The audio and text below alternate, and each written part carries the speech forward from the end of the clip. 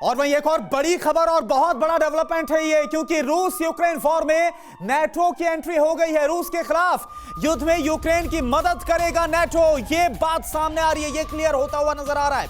Ukraine के border पर सेना भेजेगा नेटो, ये बहुत बड़ा डेवलपमेंट है। आप समझिए, नेटो के 30 देशों की बैठक में, जो 30 देशों का ये अलायंस है, नेटो का जो सैन्य संगठन है, इसमें यह फैसला लिया गया है कि यूक्रेन के बॉर्डर पर जो सेना उसको भेजा जाएगा। लेकिन बड़ा सवाल ये कि क्या ये सेना सीधे कॉम्बैट में उतरेगी? अभी तक तो फिलहाल ऐसा नजर नहीं आया। अभी तक तमाम सैन्य साजो सामान से यूक्रेन की मदद होती नजर आ रही है, चाहे अमेरिका हो, यूरोपियन यूनियन के देश हो, नेटो कंट्रीज हो, अलग अलग तरीके से मदद हो रही। लेकिन ये बहुत बड़ा डेवलपमेंट, 30 देशों का अलायंस, मिलिट्री अलायंसेस की तरफ से फैसला, यूक्रेन में के बॉर्डर पर सेना भेजने की बात कही जा रही है। और चलिए एक बार फिर सब रुख करते, मेरे दो और सहयोगी बने हुए राहुल और दिनेश। राहुल, मैं आपके पास आ रहा हूं।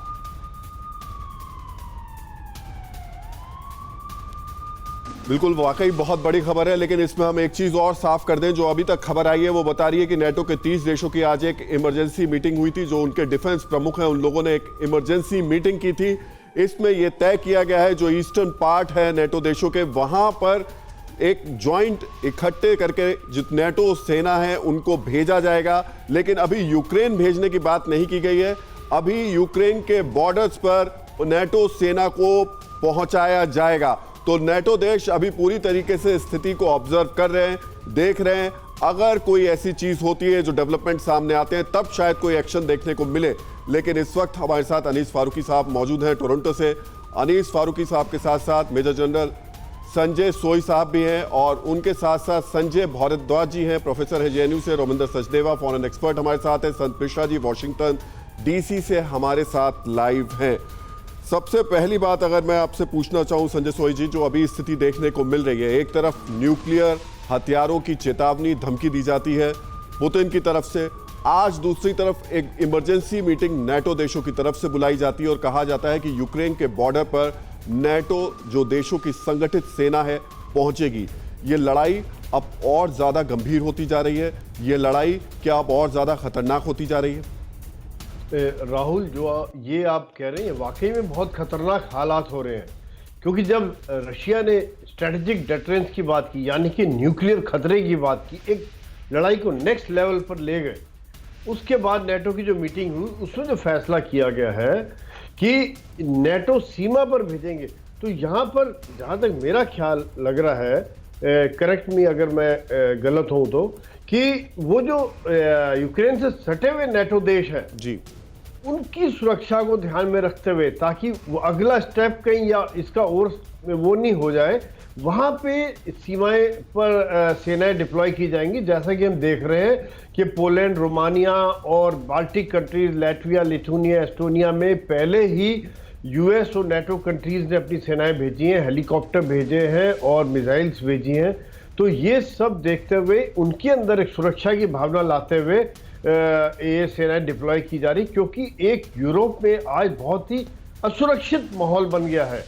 रशिया ने जो न्यूक्लियर थ्रेट दिया है वो मेनली यूरोप और नेटो कंट्रीज और अमेरिका के खिलाफ है, ये यूक्रेन के लिए नहीं है। और ये दिखा रहा है। लेकिन एक बात और मैं समझना चाहता हूं आप लोगों से कि क्या ये जो खबर आई थी कि रोमानिया की तरफ भी कोई शेलिंग हुई है और ये किया गया है रूस की उस फोर्स की तरफ से जो ऑलरेडी यूक्रेन में दाखिल हो चुकी है, क्या ये एक वैसा प्रोवोकेशन होगा जिसकी वजह से ये फैसला लिया गया है, या ये वाकई यूक्रेन की वजह से फैसला लिया गया है? अब अगर नेटो फोर्सेस यहां आकर बॉर्डर पर तैनात हो जाएंगी, यूक्रेन बॉर्डर पर, तो पुतिन जो अपनी कब क्या करेंगे इसके लिए कोई गारंटी नहीं होने वाली बात उनके साथ होती है। वो क्या ये न्यूक्लियर थ्रेट और बड़ी होती जा रही है? संजय जी, ये दो बातों का जवाब मैं आपसे लेना चाहता हूं।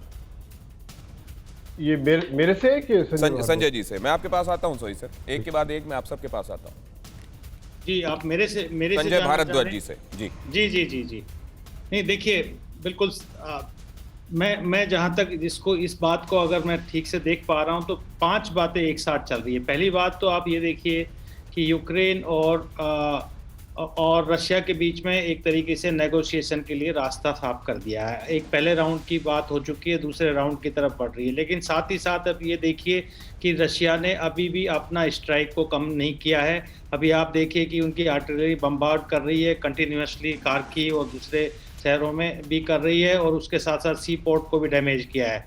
लेकिन तीसरा जो आप देख रहे हो कि नाटो भी उसमें ढील नहीं दे रहा है। नाटो ने इमरजेंसी मीटिंग किया है, और मीटिंग किया है, इस खतरे को वो भी हल्के में नहीं ले रहे हैं। वो भी अपने आप को बॉर्डर पे यूक्रेन के बॉर्डर पे अपने आप को मजबूत कर रहे हैं। चौथी बात आप ये भी देखिए कि अंतर्राष्ट्रीय कम्युनिटी भी इस बात के लिए बहुत सचेत है, और यूएन के लिए इमरजेंसी मीटिंग कॉल की जा रही है। मैं एक्चुअली इसमें दूसरा एक परवाह देश की, सोमवार से शुक्रवार रात 10 बजे TV9 भारतवर्ष पर।